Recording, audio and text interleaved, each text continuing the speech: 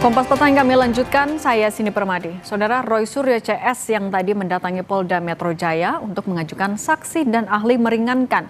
Tak hanya itu, pihak Roy Suryo juga minta dilakukan gelar perkara khusus kasus fitnah ijazah Jokowi.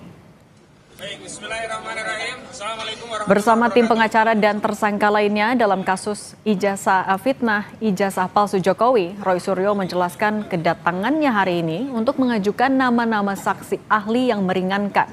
Ahli yang dimaksud yakni ahli Undang-Undang ITE, ahli linguistik forensik, dan ahli pidana. Hal itu diajukan Roy karena menurutnya proses penyidikan yang berjalan lebih banyak melibatkan saksi dan ahli dari penyidik. Selain ajukan sejumlah saksi ahli, kubu Roy Suryo juga kembali mengajukan gelar perkara khusus di Polda Metro Jaya setelah pada permohonan pertama di 21 Juli lalu tidak mendapat respons penyidik.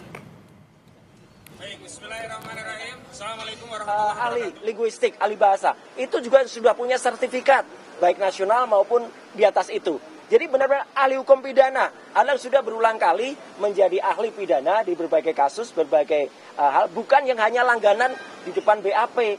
Jadi saya kira itu ya, clear apa agenda kita hari ini. Sekaligus juga kita mengajukan gelar perkara khusus untuk supaya apa? Kasus ini supaya terang benderang diketahui oleh masyarakat dan lainnya.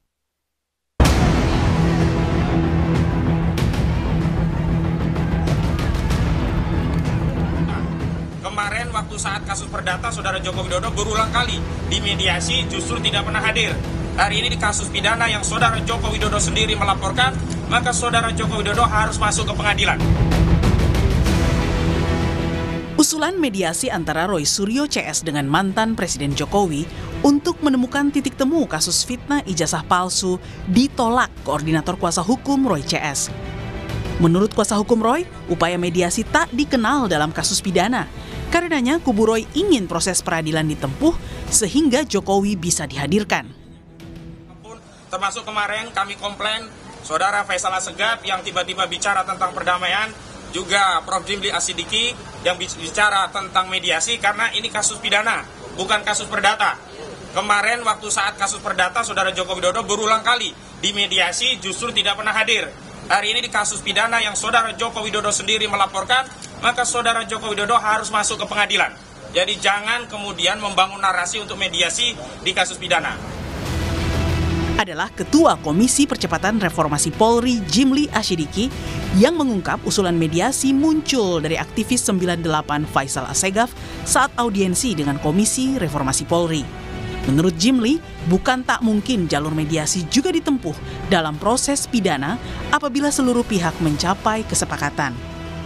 Nah, muncul ide-ide antara lain misalnya Pak Assegaf tadi mengusulkan bagaimana bisa nggak mediasi? Oh bagus itu, coba tanya dulu mau nggak mereka dimediasi, ya kan? Baik pihak Jokowi dan keluarga maupun pihak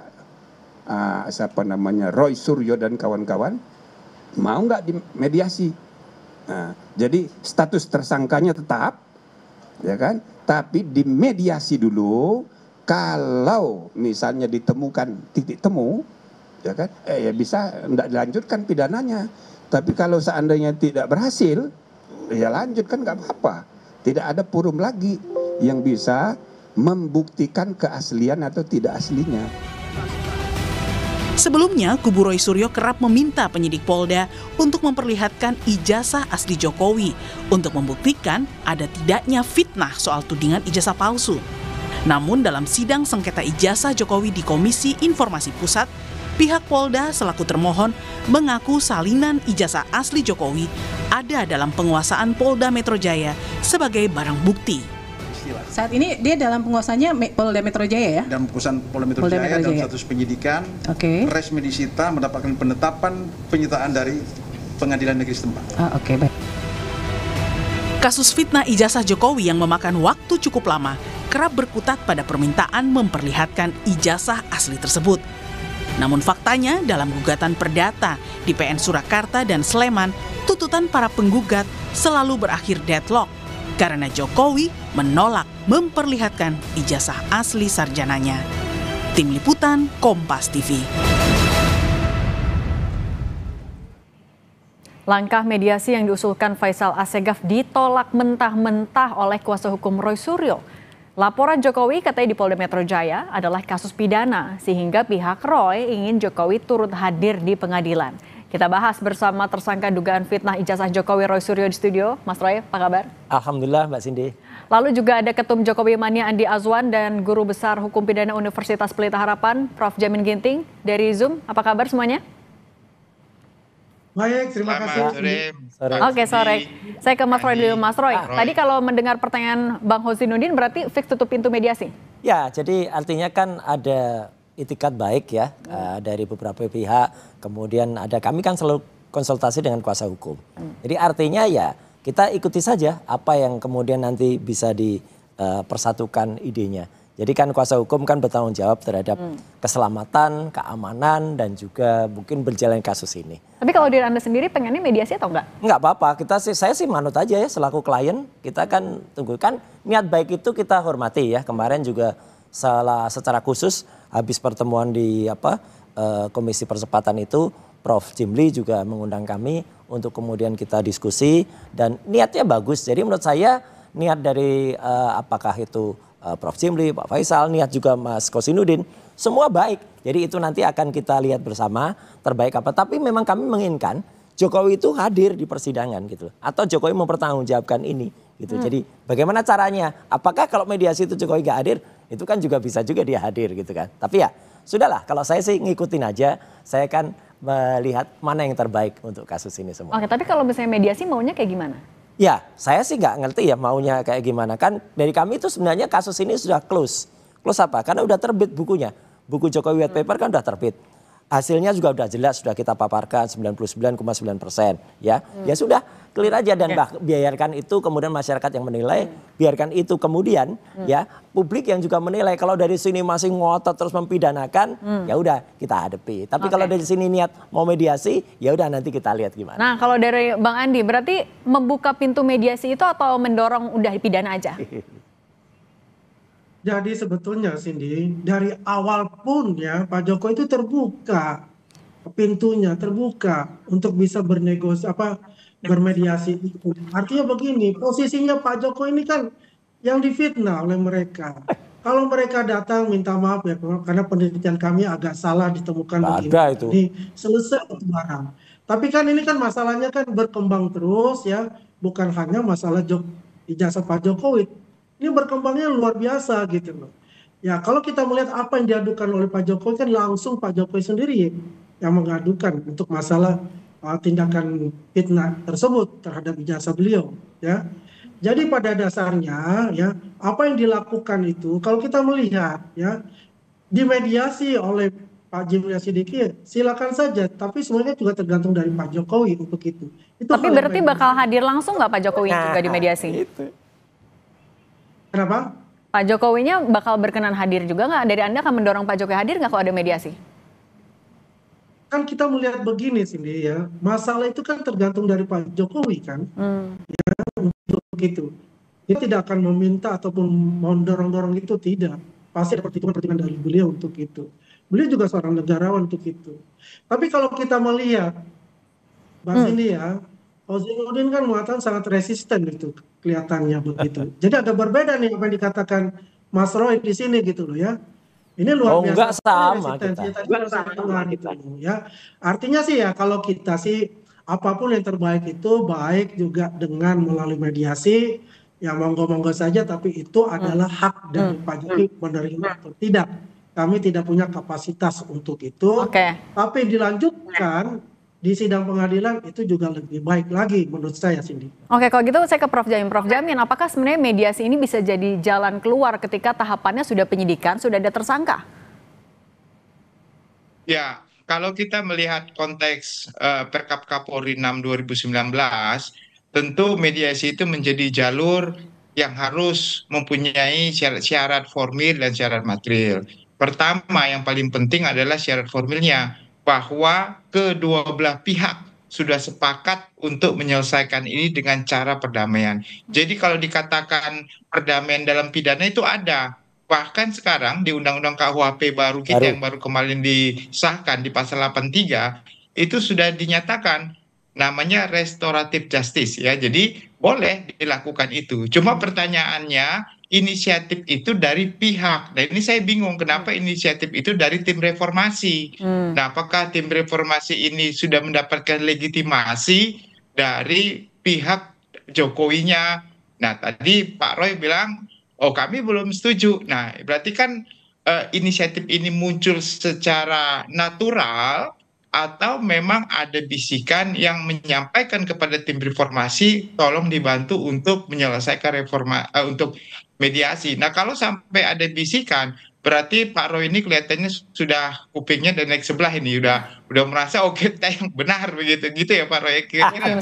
Tapi Prof Jamil ketika Pak Roy-nya sekarang agak lebih tenang ini. Saya juga karena ini kan kepentingan publik sebenarnya. Biasanya mediasi seperti itu terkait dengan ada nilai kerugian di antara para pihak, tindak pidana yang menyangkut tentang harta benda. Tetapi kalau tindak pidana yang menyangkut tentang kepentingan publik, yang mau mediasi Pak Roy-nya atau publiknya. Nah kalau terkait dengan publik, maka sulit kiranya untuk bisa dilakukan mediasi begitu. Nah tapi di mediasi ini berarti biar ya jadi jalan tengah harus ijazah yang ditunjukkan sekalian apa enggak sih Prof? Nah itu. Ya tentu kalau mediasi itu kita nggak mempermasalahkan tindak pidananya, bukti-buktinya. Nah jadi yang dipentingkan adalah kedua belah pihak menyelesaikan dengan secara damai dan tidak akan melakukan penuntutan lagi. Cuma permasalahan itu kepentingan Pak Roy Suryo dan teman-teman atau kepentingan publik yang lebih besar. Kalau itu kepentingan publik yang lebih besar tentu kalau Pak Suryo sendiri yang melakukan mediasi nanti Pak Suryo diserang balik ini sama publik loh. Perjuangan selama ini berarti untuk mementingkan kepentingan kamu pribadi, bukan kepentingan membuktikan kebenaran material yang benar-benar yang diperjuangkan oleh masyarakat ingin ditunjukkan. Nah, kira-kira seperti itulah mungkin Pak Roy ini sehingga agak berat ini muncul untuk jalur mediasi seperti ini walaupun kita anggap ini pejuanglah untuk membuktikan kebenaran fakta. Nah nanti kalau sebenarnya ada bukti yang menunjukkan otentisitas daripada ijazah tersebut, saya yakin bisa dibuktikan itu lebih baik lagi begitu. Jadi masyarakat juga nggak tertutup, nggak case close tapi nggak jelas, case close tapi nggak jelas ini. Benar, Prof. Ada atau enggak? Nah itu yang kita khawatirkan. Begitu. Nah tadi kan juga sempat disinggung soal legitimasi dari usulan itu kok munculnya dari reformasi Polri. Nah Anda membuat ini percaya diri? Gini. Jadi artinya adalah kami meneliti itu kan atas juga dasar publik ya. Jadi dengan Undang-Undang Keterbukaan Informasi Nomor 14 Tahun 2008, kemarin juga pada sidang KIP, Komisi Informasi Pusat juga itu atas berkat dengan dorongan publik kan terungkap beberapa fakta. Maka saya juga menyerahkan benar Prof. Jadi artinya saya bukan orang yang bisa memutuskan sendiri soal apa ini. Makanya kita dengarkan juga saran dari kuasa hukum, kita dengarkan juga saran yang sangat bagus dari Prof. Jimli atau dari Prof. Mahfud atau dari siapa saja, dari masyarakat. Dan nanti akan kita lihat. Karena saya sih tetap pada statement bahwa apa yang kami teliti itu adalah sudah sah dan benar. Ya 99,9% bahkan sudah terbit bukunya. Jadi artinya sebenarnya sudah selesai, sudah terbit kok bukunya. Kalau mau ilmiah, jawab dengan ilmiah. Buku, jawab dengan buku. Nah ini juga berhubungan sama gelar perkara khusus yang diajukan. Ya, ini kan betul. Juga udah pernah sebelumnya. Yang pernah itu gelar perkara khusus ketika kasusnya di penyelidikan di Bareskrim. Nah terus ada harapan berbeda ketika ini diajukan. Ya karena kan dalam perkara khusus di Polda ini kan Polda kemudian meningkatkan status penyidikan. Kemudian menjadi tersangka. Nah kemudian kan dia hanya mendengarkan ahli-ahli dari dia sendiri. Ahli yang sama sekali tidak pernah terlibat dalam pembuatan undang-undang ITE. Ya, itu hanya membaca undang-undang ITE kemudian merumuskan sendiri dengan pikirannya sendiri mengartikan pasal 32, 35. Ya ahli yang kami hadirkan adalah ahli yang ikut merancang undang-undang ITE dari sisi pemerintah. Saya dulu juga membuat undang-undang ITE itu, tapi kan saya nggak jadi ahli di situ. Nah, disitulah Mbak Cindy dan juga pemirsa Kompas, kita minta gelar perkara khusus agar masyarakat juga bisa menilai. Oh kasusnya kayak dari situ nanti masyarakat juga bisa melihat ini perlu nggak adanya mediasi atau enggak. Sekali lagi saya mengikuti semua masukan masyarakat termasuk Prof. Jamin Ginting, termasuk juga ahli-ahli yang kita hadirkan. Nanti mediasi ini akan go or not to go. Nah kalau Bang Andi gimana? Minta gelar perkara khusus kemudian juga mengajukan ahli-ahli yang meringankan. Kalau dari Anda memandangnya seperti apa? Tapi jangan dijawab dulu, kita akan kembali lagi usai jeda.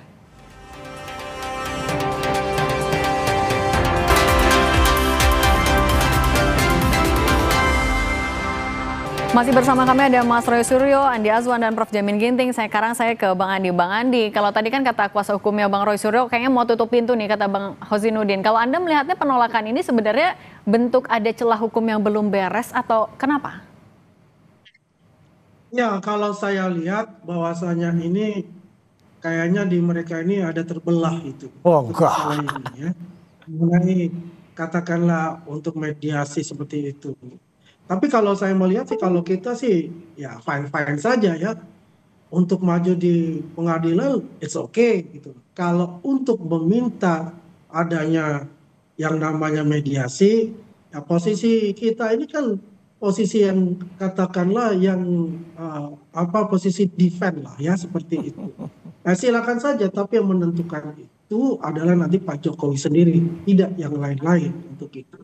Tapi yang jelas kita mempersiapkan itu. Cuma saya agak meragukan ini dengan adanya meminta gelar perkara lagi gitu. Apakah ini buying time dari Bung Roy Suryo ini gitu loh. Bang Andi ini juga Bang Andi ini juga kan mereka mau dari kubunya Bang Roy Suryo ini mau menambahkan mengajukan ahli-ahli yang katanya meringankan. Nah, kalau kayak gitu Anda melihat artinya harapan Anda agar Bung Roy Suryo ini ditahan makin jauh dong. Nggak juga. Nggak juga. Ini kan masalah penahanan itu kan subjektif penyidik, ya kan? Karena ini kan mereka ini bebas untuk ditahan dengan undang-undang RT itu kan ada saksi ahli yang meringankan, yang seperti garansi lah untuk itu ya. Dan juga ada saksi-saksi ahlinya kan belum ada juga yang diperiksa kan seperti itu. Kalau misalnya katakanlah itu diperlukan secara subjektif oleh penyidik, ya pasti akan ditahan untuk itu. Misalnya dari dulu misalnya cuma tahan. Kegaduhan lagi, ya kan? Bisa saja gitu loh. Terjadi kegaduhan-kegaduhan, ya itu pasti akan ditahan. Karena ada 3 komponen itu, ya kan? Tidak menghilangkan alat bukti, kemudian tidak mengulangi perbuatan, tidak melarikan diri, kan seperti itu. Yang jelas apa yang diajukan oleh Bung Roy dan kawan-kawannya itu mengenai mediasi itu, ya itu satu langkah bagus juga menurut saya ya. Tapi kan tidak menghilangkan juga dari status tersangka itu. Nah nah itu Mas Roy, tapi Anda menambahkan ahli untuk meringankan Anda, ini Anda mau memperlambat atau menghindari penahanan? Itu adalah sebuah konsekuensi dari yang di sana ngajukan ahli-ahli yang nggak ahli itu. Kenapa ahli-ahli yang nggak ahli? Ya jelas betul, banyak sekali statement dari Prof. Mahfud, dari Prof. Jimli sendiri, dari misalnya Prof. Kamarudin Hidayat, dari mantan Kabar Eskrim Pak Susno Duaji, Pak Ugro Seno, bahwa pasal 32 dan 35 itu kan sangat tidak tepat. Katanya barangnya analog ya. Kemudian kok dipakai pasalnya yang pasal digital, pasal elektronik. Nah dari situ kan sudah jelas amburadul keterangan dari ahli mereka. Itulah makanya kami hadirkan ahli ITE yang mengahli betul di dalam pembuatan undang-undang ITE, ahli teknologi yang menguasai dari analog, itu profesor tuh, sampai dengan digital. Jadi dia bisa menguji barang yang analog dengan digital. Tapi berarti Anda merasa saksi atau ahli dari penyidik memberatkan atau merugikan Anda? Iya pasti. Pasti ahli yang dipilih kan ahli langganan yang cuman bisanya berahli di depan BAP itu aja, dan orangnya juga itu aja kok gitu. Orangnya juga berkali-kali kita juga lihat kan banyak gagal itu juga gitu. Artinya kan ini Pak Andi Azwan ketawa ini kan dari dulu kan memang kelompoknya Andi Azwan ini kan hanya bisanya bilang ditahan gitu. Rompi orange mana gitu loh. Oke, kita dengerin Bang Andi. Iya. Kecap itu bisa jadi nomor 1 walaupun kecap itu busuk. Nah ini kalau kecap dari sana tuh busuk banget semuanya ya. Kecap yang sudah basi lah gitu. Ahli-ahlinya kayak gitu. Nah kalau dari Bang Andi gimana? Mereka masih mengajukan ahli-ahli loh. Iyalah, ahli beneran.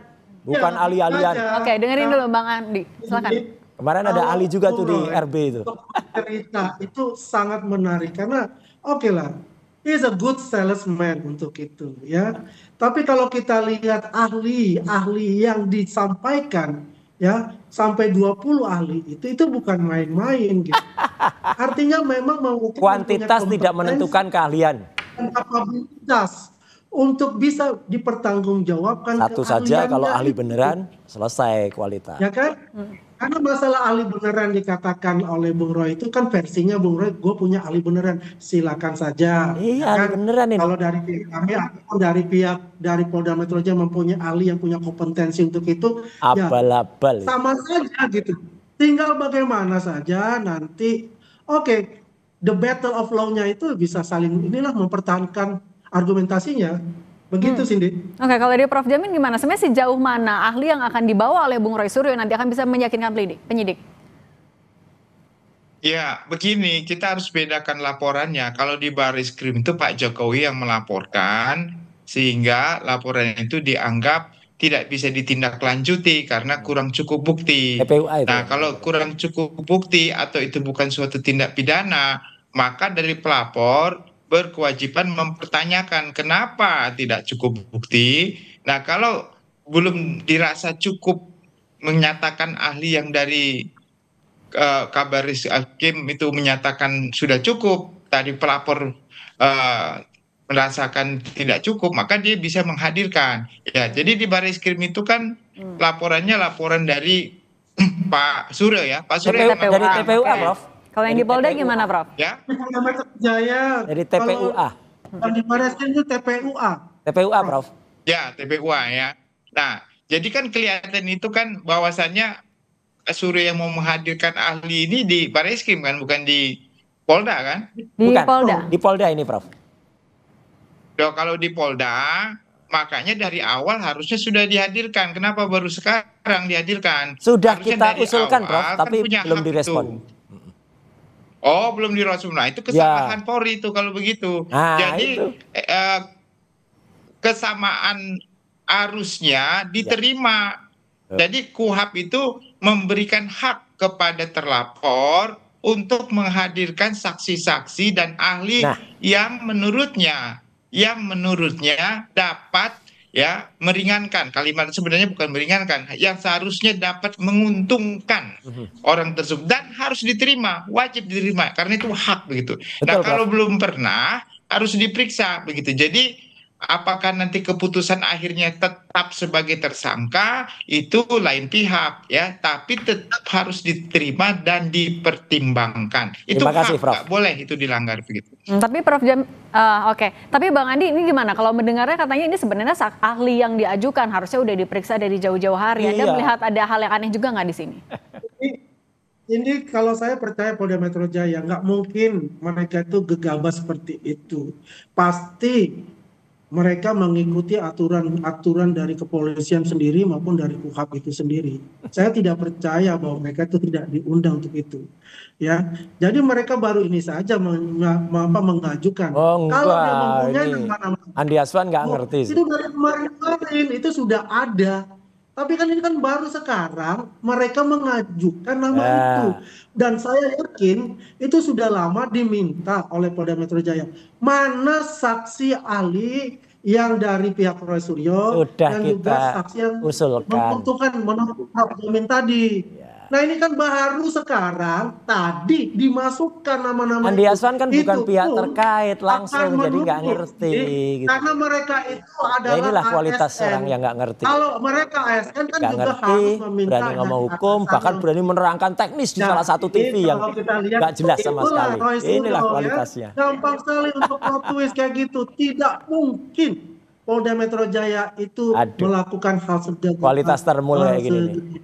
Oke, kalau gitu, ya, Prof. Nah, Prof. Jamin, tapi ini kan juga ketika sudah dia tersangka, kemudian pertanyaan akhirnya adalah soal penahanan. Ketika konteksnya seperti ini, penahanan jadi hal yang urgent tidak? Prof. Jamin, singkat saja.